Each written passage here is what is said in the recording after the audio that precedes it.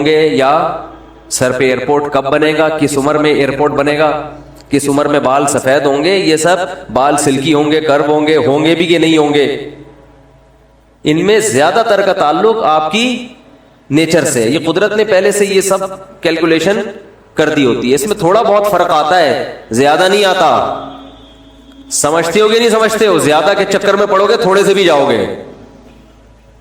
تھوڑا فرق تو آتا ہے اس میں, لیکن بہت زیادہ کوئی فرق نہیں آتا قد میں. اور یہ جب بال گھنے, کتنے لوگ ہیں کوئی ان کے غذا میں نہ زنک شامل ہے نہ کوئی ایسے منرل شامل ہوتے ہیں, پھر بال آپ ان کے دیکھو خاندانی ایسے لہلاتے ہوئے سلکی گھنے بال ہوتے ہیں, اور کچھ صبح و شام پیٹرول سے مالش کر رہے ہوتے ہیں سر میں, لیکن بال نکلنے کا نام نہیں لیتے. اور یہ فیس بک نے اور واٹس ایپ نے تو جو رہے سہے بال تھے لوگوں کے وہ بھی ختم کر دی.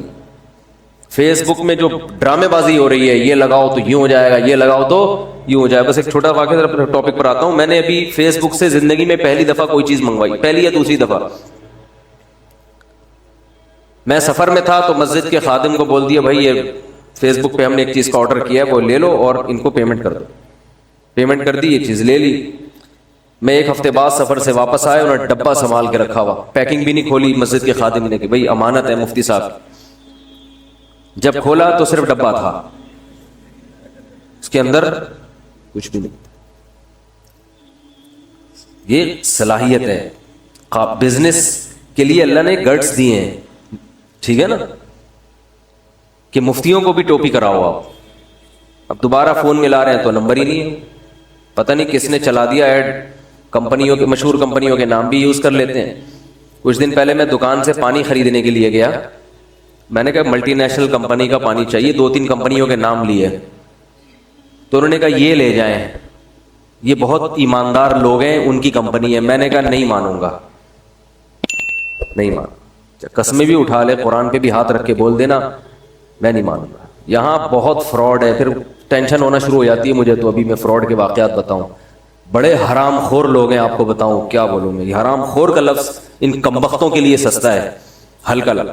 کوئی پتہ نہیں گٹر کے پانی کو گھر کی چھنی سے چھان کے اس میں کوئی کیمیکل ڈال کے وہ بیچ رہا ہو یہ, اور کہہ رہا ہو کہ بالکل صاف پانی ہے.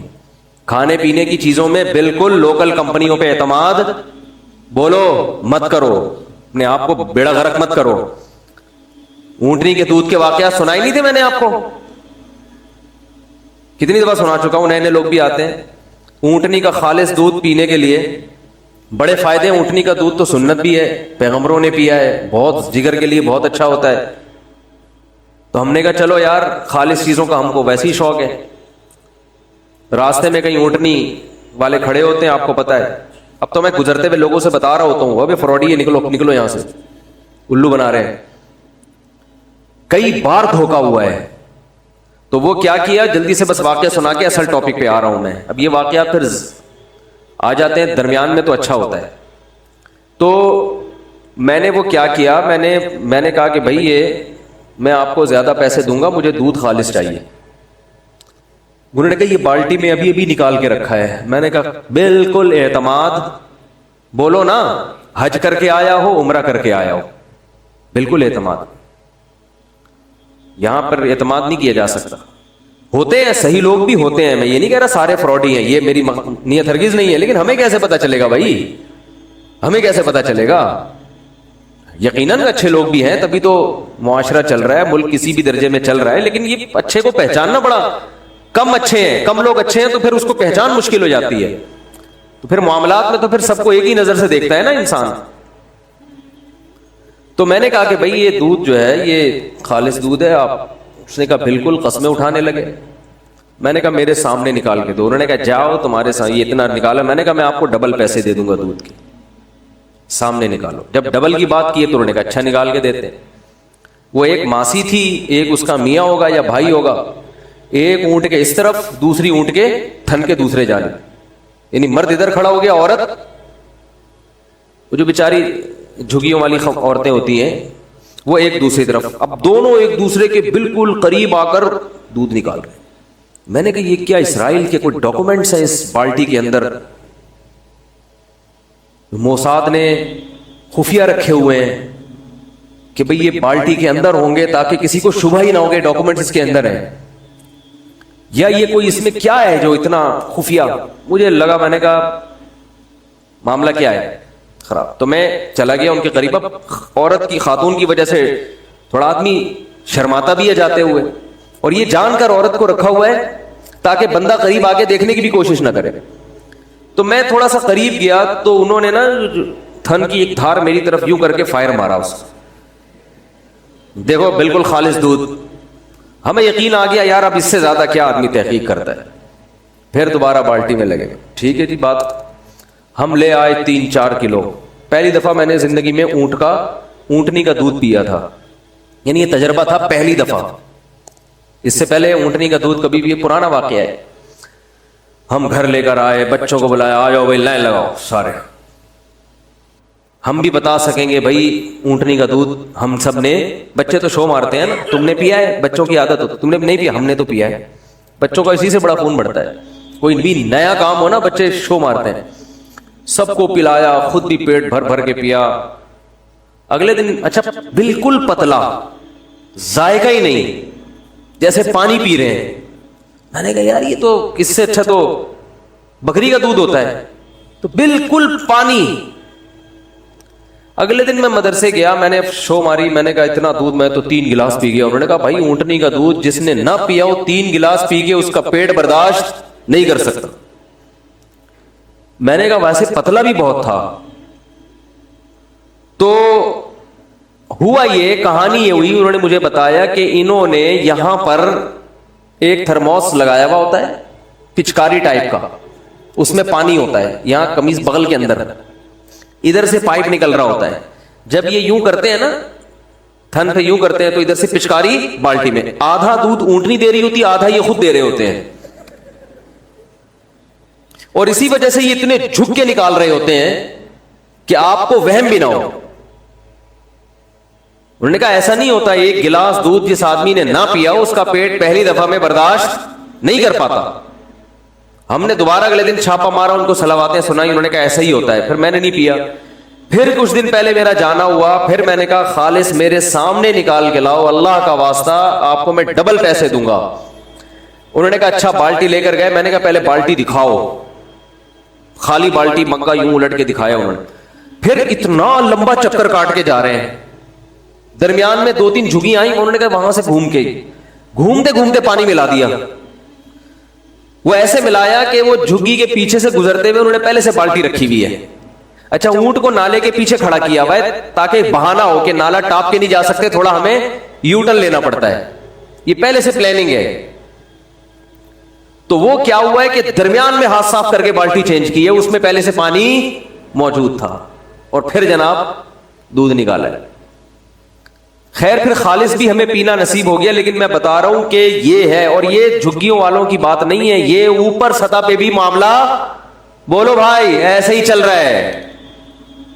سمجھتے ہو کہ نہیں سمجھتے؟ میں جھگیوں والوں کی برائی نہیں کر رہا، ان میں تو پھر بھی کچھ ایماندار ہوتے ہیں. اوپر سطح پہ تو معاملہ بہت ہی بگڑا ہوا ہے. تو خیر کہاں سے کہاں بات چلی گئی. میں یہ عرض کر رہا تھا کہ اگر کامیابی اور ناکامی کی یہ ڈیفینیشن ہے، صحت، عزت، دولت، شہرت، یہ کامیابی ہے جس کے پیچھے ہر آدمی بھاگ رہا ہے، تو بھائی یہ تو بہت سے محنت کرنے والوں کو نہیں ملتی، اور بہت سوں کو غریبی میں مل جاتی ہے، اور بہت سے غلط محنت کرنے والوں کو مل جاتی ہے. جو دنیا میں فساد مچا رہے ہوتے ہیں ان کو کامیابی مل جاتی ہے بعض دفعہ. تو اس کا مطلب کامیابی کی یہ اگر ڈیفینیشن ہے تو یہ الزام کس پہ ہوگا؟ اللہ پہ، کہ اس کا نظام سے معاذ اللہ نقل کفر بدتر سسٹم دنیا میں کوئی ہے ہی نہیں. اور اگر اللہ صحیح ہے تو اس کا مطلب کامیابی کی یہ ڈیفینیشن غلط ہے، یہ کامیابی ہے ہی نہیں، یہ کامیابی کا دھوکہ ہے، یہ کامیابی نہیں ہے. میں سمجھا پا رہا ہوں اپنی بات ہے بھائی؟ یہ ہے نہیں کامیابی. تو کامیابی کیا ہے؟ قرآن کہہ رہا ہے بار بار وَمَن يَبْتَغِ غَيْرَ الْإِسْلَامِ دِينًا، جو اسلام کے علاوہ کسی اور لا کو فالو کرے گا وہ کامیاب نہیں ہوگا. تو اللہ نے بتایا میں نے جو اسلام ایک مذہب دیا ہے اس کو فالو کرنا کامیابی ہے. عجیب بات ہے، یہ کون سی کامیابی ہوئی؟ اس کو فالو کرنا کیا ہے؟ بولو نا یار، کیا ہو گیا؟ یہ کہاں سے کامیابی ہو گئی؟ یہ تو کسی کتاب میں نہیں لکھا. ڈکشنری میں سکسیس کی تعریف آپ اٹھا کے دیکھیں، انگلش میں دیکھیں گے تو اس میں لکھا ہوگا کہ یہ چیزیں، اپنے مقصد میں کامیاب ہو جانا. کوئی بھی آپ مقصد بناتے ہیں، اس کو گول تک پہنچ جانا، اس کو کیا کہتے ہیں؟ کامیابی. اردو میں آپ کامیابی کا لفظ دیکھیں گے، یہاں بھی کچھ ایسا نہیں لکھا ہوا ہوگا. پنجابی میں کامیابی کا مطلب دیکھیں گے، ایسی کوئی ڈیفینیشن بولتے کیوں نہیں. تو یہ کہاں سے نکالی اور اسلام نے؟ بھائی